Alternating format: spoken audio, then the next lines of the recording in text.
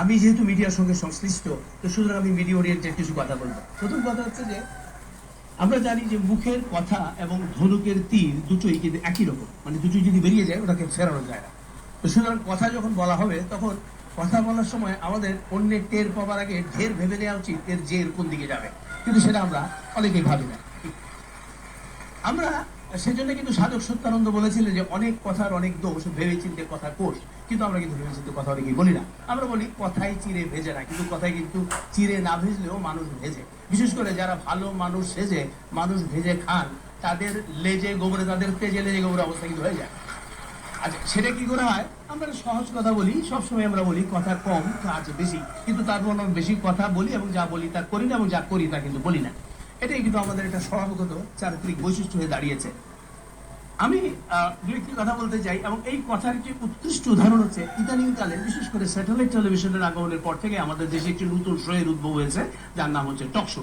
এখানটা গেলে আমরা দেখতে পাই নানাবিধ কথা হচ্ছে, এবং এক একজনের কথা শুনলে মনে হয় যে এরা বুদ্ধির সরাসরি, এবং দেশে বুদ্ধিজীবীর সংখ্যা বেড়ে গেছে, এবং এরা সব জানতা।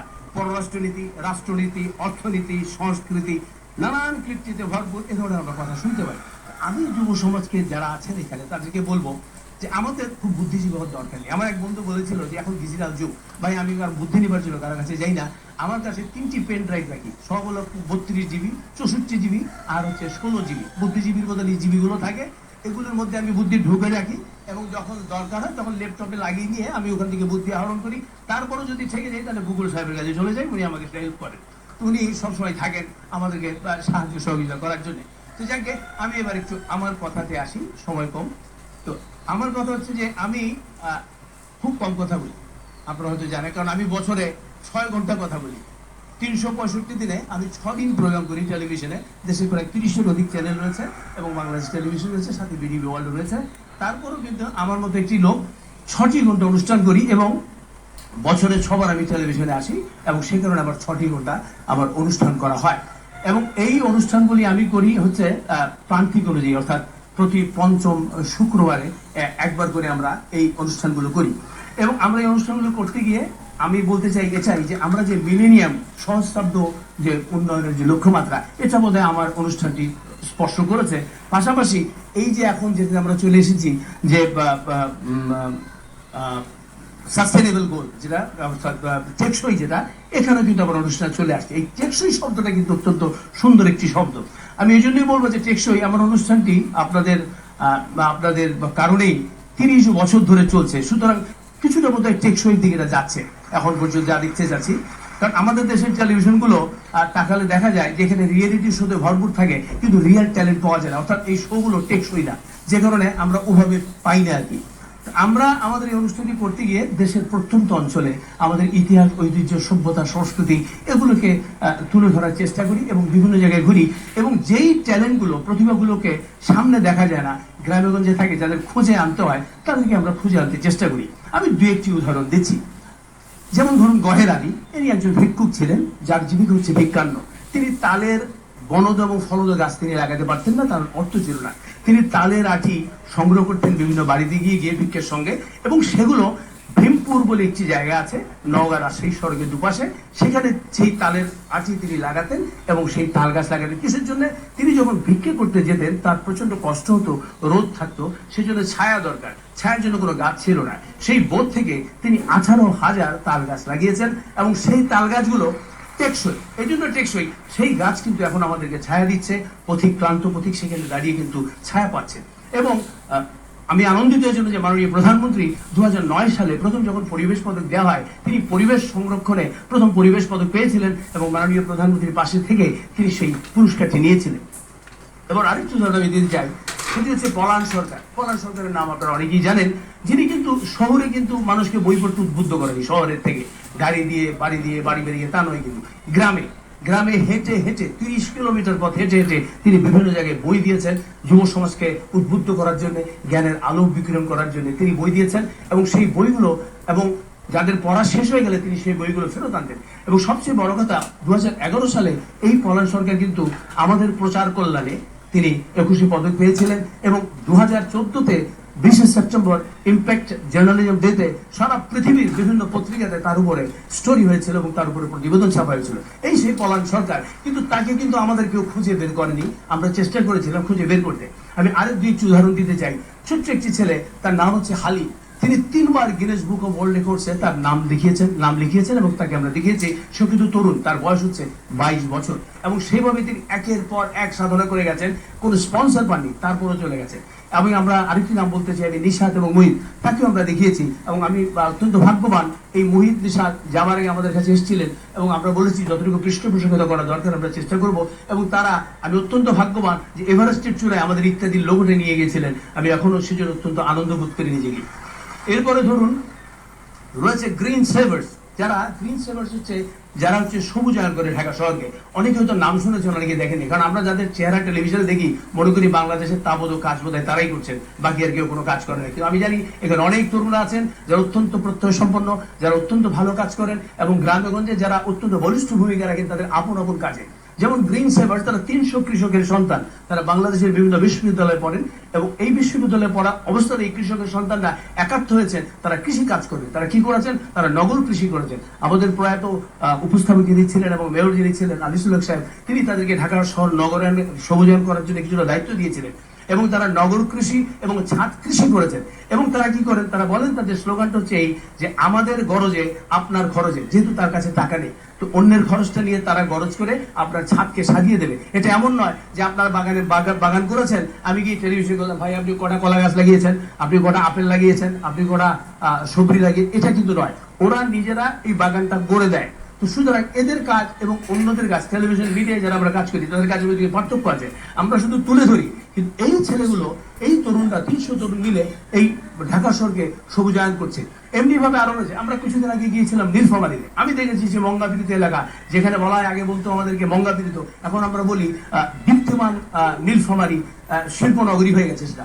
এবং সেই অসহায় মেয়েরা যারা আপনার লেখাপড়া জানে না, তারা পৃথিবীর বিশ্বখ্যাত ব্র্যান্ডেড সব জিনিস বানাচ্ছে। মাইকেল কোরের ব্যাগ বানাচ্ছে, তারা দেখেছি আমি গুচির চশমা বানাচ্ছে, তারা চমৎকার চমৎকার সব গাড়ি বানাচ্ছে, অডি গাড়ি বানাচ্ছে, ফেরারি গাড়ির মডেল বানাচ্ছে। এবং আমি অত্যন্ত আপ্লুত হয়ে গেছি তাদের কাজ দেখে। অর্থাৎ আমাদের তরুণদেরকে যদি ঠিকভাবে গাইড করা যায় তাহলে কিন্তু তারা পারে। আমরা সবসময় বলি যে শুধু তরুণই করবে, কেন বুড়োরা কি হয়েছে, প্রবীণদের কি হয়েছে?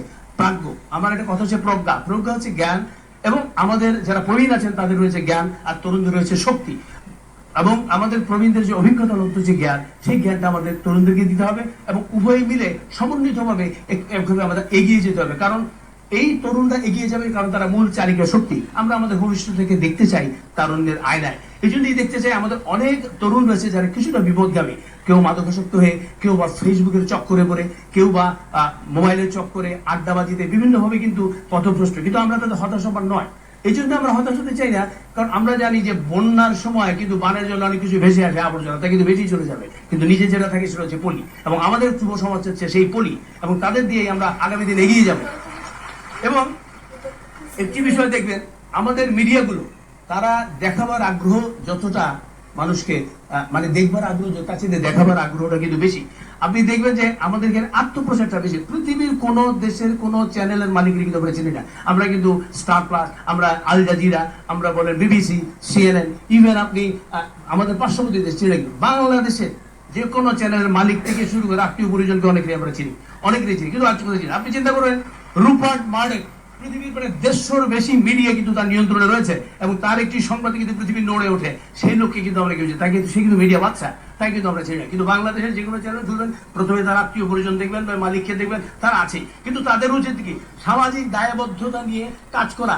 আমাদের মিলেনিয়াম ডেভেলপমেন্ট বলেন, আমাদের সাস্টেইনেবল ডেভেলপমেন্ট বলেন, এই ক্ষেত্রে তাদের অত্যন্ত ভূমিকা রয়েছে। বাংলাদেশ টেলিভিশনকে আমরা বলি যে আমি এখন কিন্তু ওখানে আছি, আমি ওখানেই ছিলাম, ওখানে আছি, যে কদিন থাকবো ওখানেই থাকবো। কারণ আমি মনে করি ওটা হচ্ছে সব জায়গায় যেতে পারবে। আমরা তো চেষ্টা করছি অনুষ্ঠানে মানুষকে দেখাতে, সে দেখাতে হলে আমাকে রুরাল এরিয়া যেতে হবে, একদম গ্রামের গহীনে চলে যেতে হবে। আমি শহরে বসে কিছুক্ষণ আমাদের দেশে হয় কি দেখা গেল বা শহরের টেলিভিশনে কৃষি অনুষ্ঠান রাত 9:30, তখন বাংলাদেশের কৃষক সব ঘুমিয়ে যায়, ওরা ওঠে ভোর রাত্রে। আপনি দেখবেন আমাদের দেশের কৃষি অনুষ্ঠানের মধ্যে থাকে ইমেল অ্যাড্রেস থাকে, www মেলা কিছু থাকে, ওর কৃষক তো কিছুই বোঝে না, ওই বেচারা গিয়ে ঘুমিয়ে থাকে। তো আমাদের করতে হবে যে জিনিসটা লোকে বুঝবে সেভাবে কিন্তু কাজটা করতে হবে। আমি বোধহয় সময় বেশি দিচ্ছি দেখি। সঙ্গে বলবো নাকি বলে যাবো?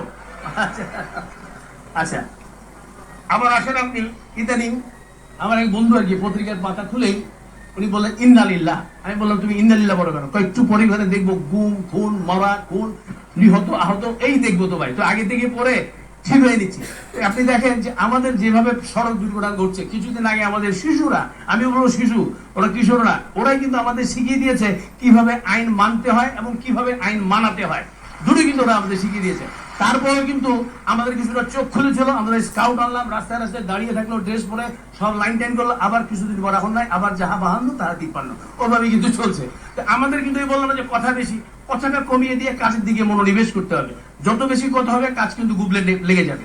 তো সুতরাং আমরা এই কাজগুলি করছি না। সুতরাং আমাদের এই অসঙ্গতি, এই অনিয়ম, এগুলিকে নিয়মিত অনিয়মগুলোকে, আমাদের নিয়মিত অনিয়মগুলোকে বাদ দিয়ে দিতে হবে, আমাদের নিয়মের মধ্যে চলতে হবে। আর এই নিয়ম রক্ষা করতে পারে কে? আমরা তো বললাম যে কিছুদিন আগে আমরা দেখেছি যে শিশুরা কি করেছে, কিশোররা কি করেছে, আমরা কিন্তু নিয়ম মানতে জানি। আমি বিদেশে দেখেছি আমাদের এখানে দুটো করে সিগন্যাল, ম্যানুয়াল সিগন্যাল এন্ড আরেকটা ইলেকট্রিক্যাল সিগন্যাল।